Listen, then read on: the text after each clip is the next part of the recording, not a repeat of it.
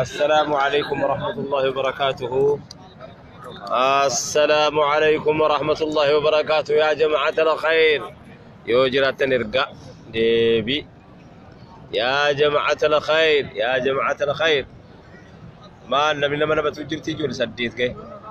ما شاء الله الشو أهلا ومرحبا مرحبا مرحبا هذا سبي ما دسالات سبي هذا أنا ما بتبي ميكري ما تأتي هذا إرجع كم نادي هذا لو سهلا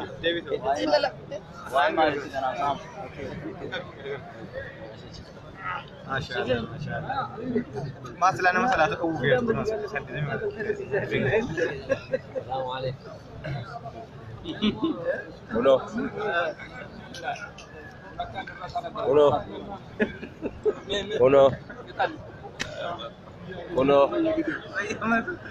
uno السلام عليكم ورحمة الله uno كأمنا ما دباب شنطة مجر مال إرجع كده ركب أتم دي بسوا وماري سكمي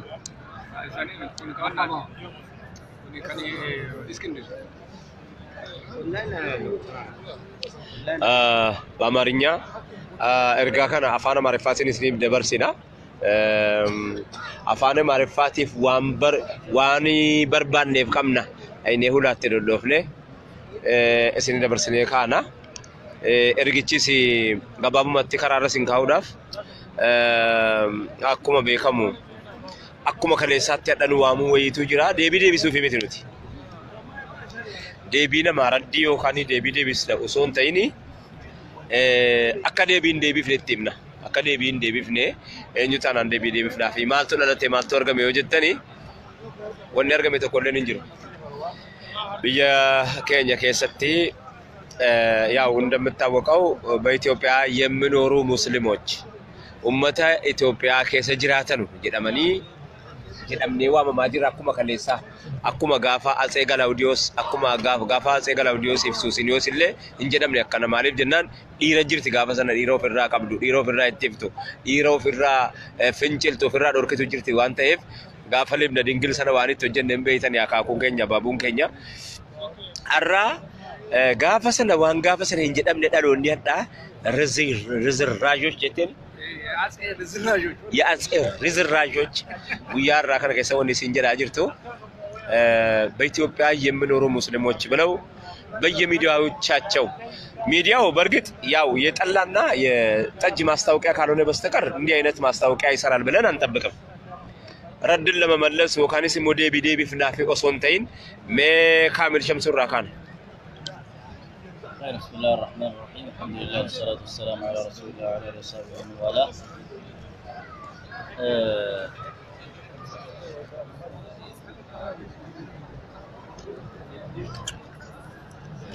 مما أبليسكين راياني قاسكنا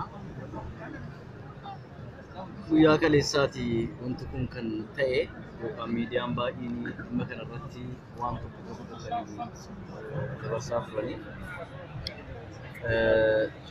ergichi kan darbe faana maarifaatiin waan ta'eedhaa fi anis ergaa kana qabiyyee isaatii fi yaada isarratti qabu kana afaanuma ergaan sun darbeen hin dabarsuu barbaada. እንደሚታወቀው በጁናው ዕለት የተለያዩ በሀገራችን የሚገኙ ሚዲያዎች ጠቅላይ ሚኒስትሩ በሚሊኒየም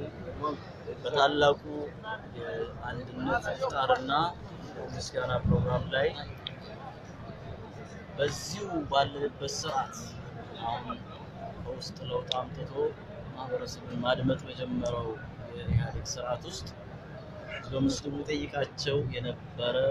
ይታገልባቸው ከነበራቸው ጥያቄዎች ውስጥ አንዱ በኢኮኖሚ የፍትሃዊ ተጠቃሚነት ጥያቄ ነበር ህዝቡ ሲያነሳ የነበረው። እንደሚታወቀው ሀገራችን ኢትዮጵያ ውስጥ ያሉ የፋይናንስ ተቋማት በአጠቃላይ ወለድን መሰረት ያደረጉ ያላቸው አንድ ማህበረሰብ ደግሞ በኢኮኖሚ ላይ በነፃነት በስፋት ለመሳተፍ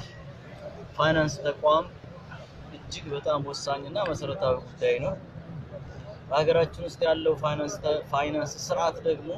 ፖሊሲው እንደ አጠቃላይ አሰራሩም እሳቤውም ጭምር ወለድን መሰረት ያደረገ በመሆኑ 50% ዜጋን አግልሎ ለማደግ ይጥር የነበረ ከንቱ ድካም የነበረ የኢኮኖሚ ስርዓት የነበረው ህዝበ ሙስሊሙ እንደማንኛውም ዜጋ ከሃይማኖቱ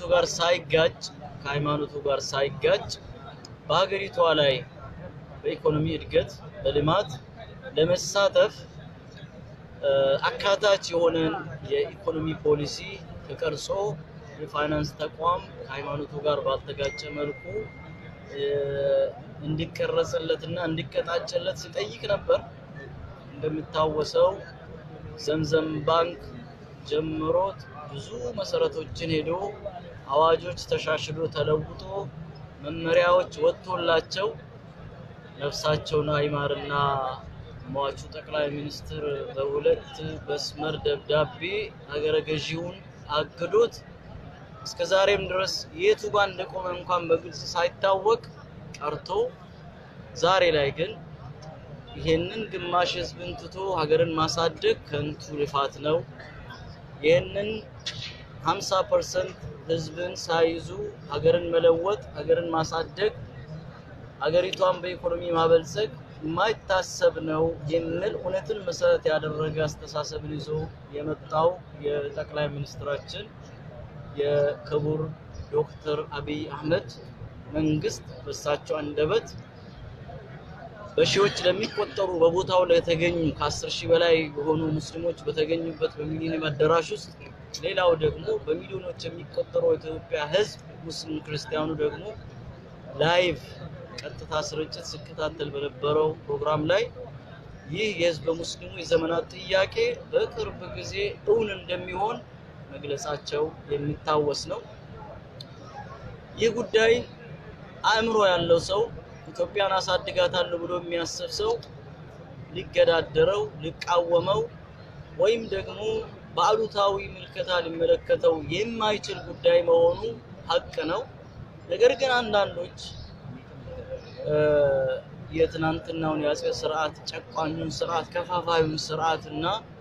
ዜጋን አንደኛና ሁለተኛ ደረጃ ብሎ መከፋፈል አባዜ የተጠናወታቸው ሰዎች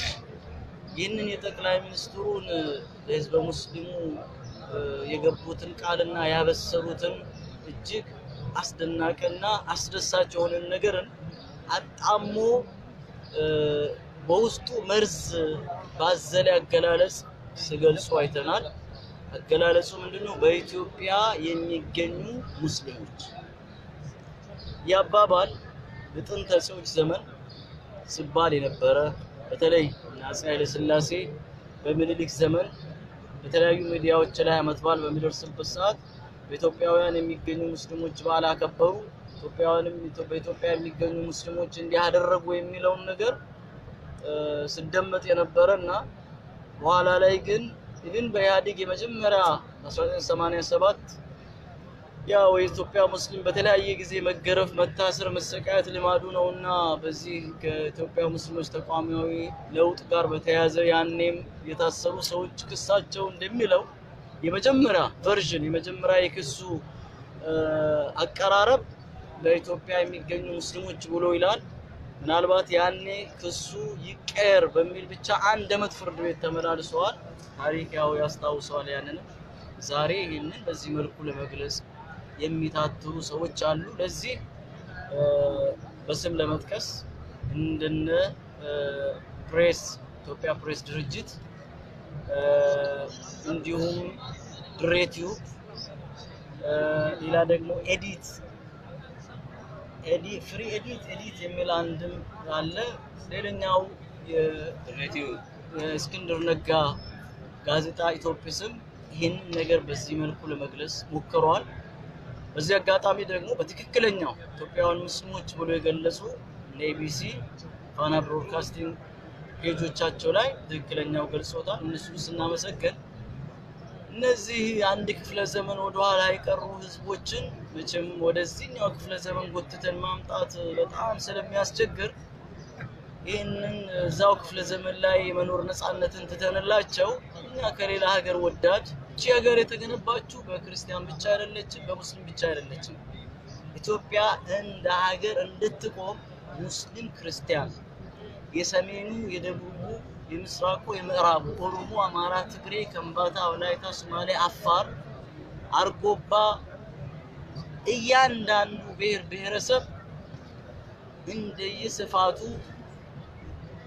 እንደየአቅሙ አስተዋጽኦ አድርጓል ኢትዮጵያ አድርጎ ለመትከል ለማቆም ማለት ነው ስለዚህ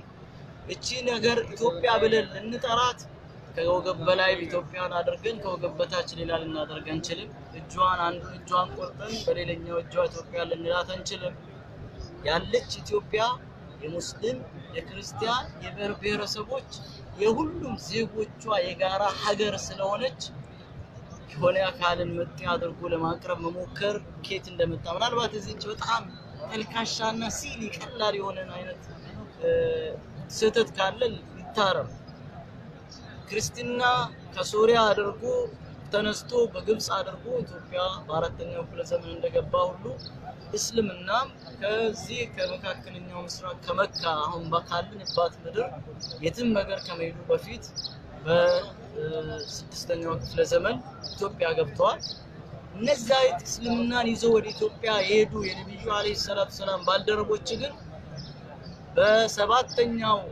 ዓመተ ሂጅራ ላይ ሁላቸው እዛ ከሞቱት በስተቀር ሁላቸውም ተመልሶ ነብዩ አለይሂ ሰላቱ ሰላም ኸይበር ዘመቻ ላይ ያሉ ወደ ሀገራቸው ተመልሰዋል እዛ የቀሩ ሙስሊሞች እዛው የበቀሉ እዛው የተወለዱ እዛው የተባዙ ሰዎች ናቸው እዛ የቀሩትና ያ ምናልባት ታሪክ የማያውቅ የታሪክን ሀሁ የማይገባው ሰው በዚህ የሚገነዘብ ከሆነ እንግሊዛቤ ያስተካክለው ኢትዮጵያን ሙስሊሞች እስልምናን ተቀበሉ እንጂ አረቦች አይደሉም ከዚህ ከመካከለኛ ምስራቅ ሄዱም አይደሉም